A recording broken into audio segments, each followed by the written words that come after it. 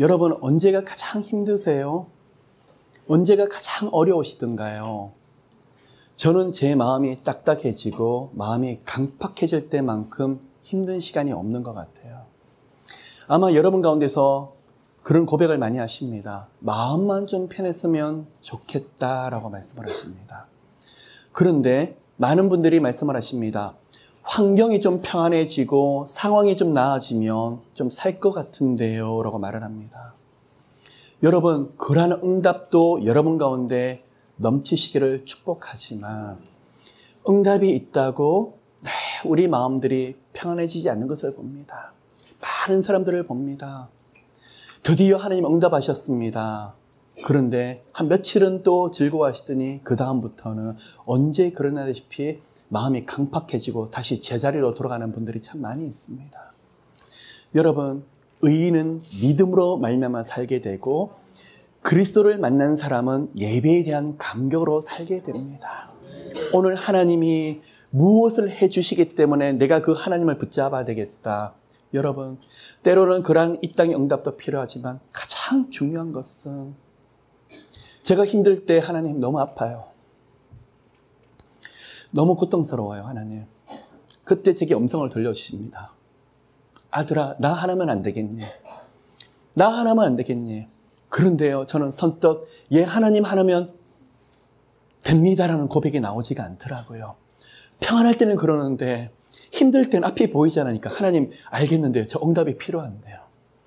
근데 하나님, 저는 응답을 놓고 기도하는데 하나님은 계속 저게 동문서답하시 말씀을 하세요. 아들아, 사랑한다. 하나님, 이것 좀 열어주세요. 아들아, 내가 너와 동행하고 있다. 하나님, 저 이 문 좀 열어주시지 않으면 저는 이 길을 나갈 수가 없는데요. 하나님하고 저는 계속 동문서답을 하는 거예요. 그러면서 제가 깨닫는 게 있어요. 하나님께서 응답을 안 하신다는 게 아니라 그 은혜에 대한 가치를 가르쳐주시려고요. 어떤 은혜요? 하나님이 함께 하신다는 그 은혜의 가치를 알게 해주시려고요. 그래서 깨닫습니다.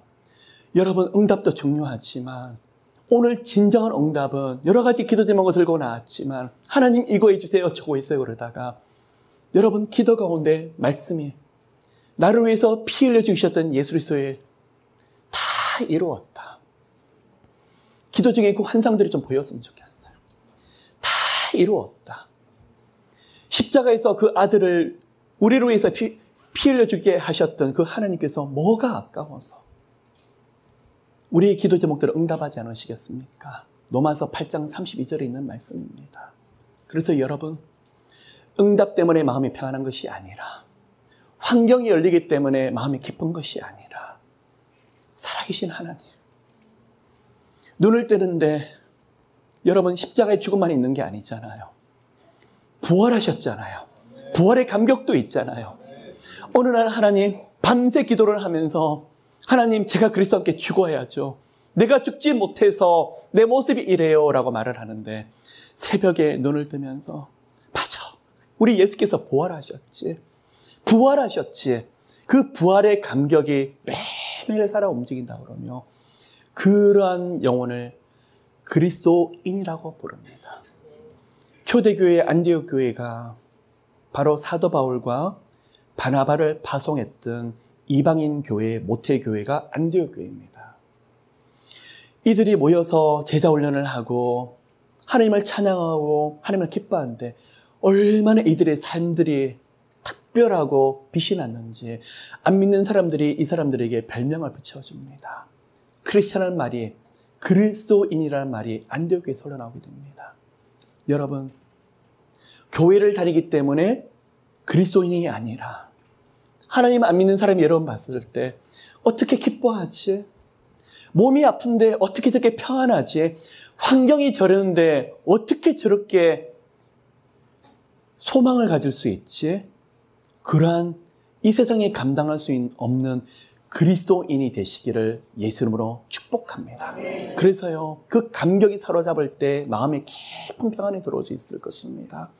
여러분, 성령께서 충만하게 만들어 주실 때는 여러 가지 환상도 은사도 나타날 수 있지만 정말 성령께서 함께 하시는 영혼은 회개가 흘러넘치는데 그 다음에 가서는 기쁨이 있어요.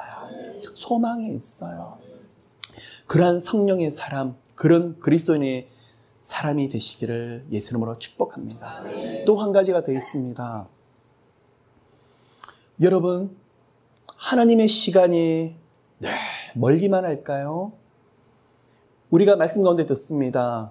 하나님의 시간까지 기다리는 것이 믿음이라고요. 정말 그렇습니다. 이 가운데 많은 분들이 오랫동안 기도하셨고 하나님을 바라보셨습니다. 아마 훈장처럼 저는 5년, 저는 10년, 15년 기도하신 분이 있고 오랫동안 기도했는데 아직까지 응답이 없는 분이 있어요. 그렇게 말씀하시는 분이 있으실 것입니다. 응답이 없다고요? 그런데 매년 시간이 지난 것처럼 보이지만 무엇이 변화되냐면 내 자신이 변화가 되었어요. 하나님 뜻이 있으시기 때문에 그만큼 더 오래 기다리게 하시는 거예요. 여러분, 하나님의 시간은 늘 멀지만은 않습니다. 때로는 내 생각했던 것보다도 훨씬 더 가깝게 올 때가 많이 있더라는 것입니다. 그런데요, 여러분, 어떨 때는 그렇습니다. 기도를 하고 계속 주님 앞에 매달리는데 상황은 반대로 계속 가면서 풀무불 속에 들어가는 것처럼 원치 않는 영적인 싸움을 계속하고 됩니다. 그러면서 영적으로 아무런 둔감한 느낌만 들고 영감도 느껴지지가 않고 상황을 보이지가 않습니다. 그때 우리는 낙담합니다.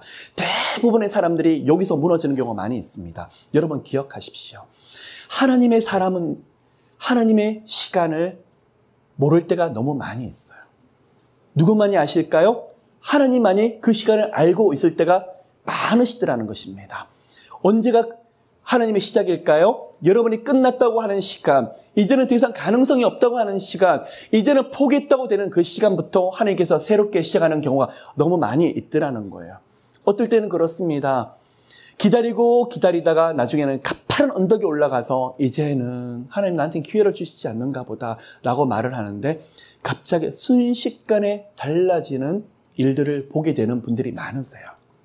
그것이 무엇이라고요? 하나님의 시간이더라는 거예요. 대부분 많은 사람들은 조금 기도하다가 하나님이 응답하지 않는다고 거기서 넘어지고 포기하다가 있는 방법 없는 방법을 다 사용하시다가 무릎 꿇고 하나님을 찾기보다는 세상적인 방법을 쓰다가 어떻게 될까요? 계속 쳇바퀴 도는 거예요. 우리 하나님은 손이 짧아서 응답을 못 하시는 것이 아니에요. 귀가 없으셔서 못 들으셔서 그러시는 것이 아니라 해결 능력이 없어서 그러는 것이 아니라 무엇 때문에요? 나를 만드시려고요. 무엇을요? 하나님은 닮은 사람, 성령의 열매, 예수 그리스도의 인격적인 열매를 우리 맺게 하려고 오래 기다리시는데 우리는 팔딱팔딱 뛸 때가 되게 많이 있어요.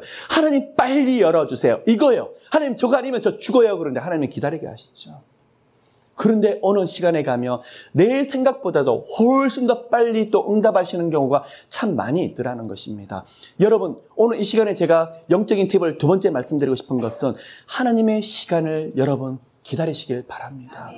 그 시간이 되면 여러분 생각지 못한 방법으로 열어주실 때가 참 많이 있더라는 거예요. 마지막 세 번째 영적인 팁을 짤막하게 말씀을 드리겠습니다.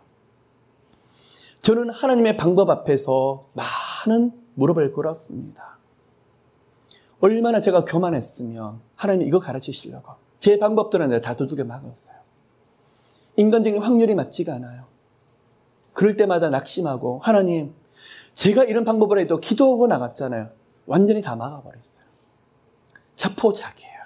두 손을 탁 집어 던졌더니 그때서야 생각지 못했던 방법이 나타나는 거예요. 그러면서 제가 배우는 것이 무엇인지 아십니까? 겸손해요. 그러면서 제가 주님 앞에 깨닫는 것은 엎드리는 거예요. 그 훈련이 없었더라면 인간적인 방법으로 사람 모으려고 했었고 인간적인 방법을 아마 사역하려고 했었고 사람들을 인간적인 생각으로 제가 푸시하고 그럴 때가 참 많았던 것 같아요. 안 돼요. 아무리 내 방법대로 하려고는 안 돼요. 그러면서 뭘 깨닫는 거죠? 하나님의 방법. 그래서 여러분, 기도는 하나님을 의지하는 것인데 또한 기도는 하나님의 시간과 하나님의 방법을 기대하는 것입니다. 그 시간이 되어서 이러한 하나님을 경험하게 되면 여러분 기도를 하지 마라 그러셔도 엎드리게 돼요. 왜 그럴까요? 내 방법보다도 늘 뛰어난 방법을 가신 분이 하나님이시기 때문에요. 내가 사람을 아무리 변화시켜보려도 안 되었는데 자포자기하고 나부터 회개하고 주님 제 모습입니다 엎드리는데 내가 변화되었더니 그 옆에 있는 그 사람이 변화되기 시작하고 내가 이 문제를 해결하려고 아무리 발부둥 쳤는데 안 되어서 주님 이제는 알아서 하십시오. 나는 모르겠어요. 딱 내려놓는 순간에 전혀 뜻밖의 도움이 없어서 그 문이 딱 열려버리는 거예요. 그러면서 나는 낯생이다. 하나님, 주님 앞에 내가 깨닫는 거는요. 나는 지렁이라는 거예요. 주님이 밟으시면 꿈틀꿈틀대는 지렁이. 발을 딱 떼하면 움직일 수 있는 지렁이들라는 거예요. 너 지렁이 같은 야곱아. 하나님이 저거 지렁이래요. 하나님, 샤론의 장미꽃도 아니고 지렁이래요. 깨달아요. 그 말이 정답이에요. 그러면서 제가 깨달은 것은 저는 철저한 피조물이에요. 토기장이신 하나님이 모든 인생의 주권을 다 가지고 계시구나. 그 절대적인 진리를 인정하게 될 때 그런 사람은 하나님 앞에 가서 무릎 꿇게 돼요. 비나이다. 그게 기도가 아니라 하나님 두 손 들고 나갑니다. 내가 이 땅에 살아서 내가 최선을 다한다고 할지라도 하나님이 하셔야 되지. 내가 열심히 하는 노력마저도 하나님이 도우시는 거지. 내 방법대로 되는 것은 아무것도 없어요. 그런 사람은 무릎 꿇게 되고 많은 고민들이 있는데 말씀 가운데 말씀하셨어요. 딸아, 다 알고 있다. 내가 다 보고 있다. 이 세상 사람들 모르는 영적인 비밀을 혼자 가지고 있고 수많은 말씀들을 들었는데 그때 들리는 하나님의 음성이 너무나 놀랍게 역사하시더라는 거예요. 눈물이 흐르면서 내 안에서 샘솟는 기쁨이 있는데 마저 다 아시지. 거기서 굴복하면서 영적인 새로운 스테이지에 들어가게 되는 거예요. 하나님의 방법과 하나님의 시간을 크게 누리시는 2018년도 되시기를 예수 이름으로 축복합니다.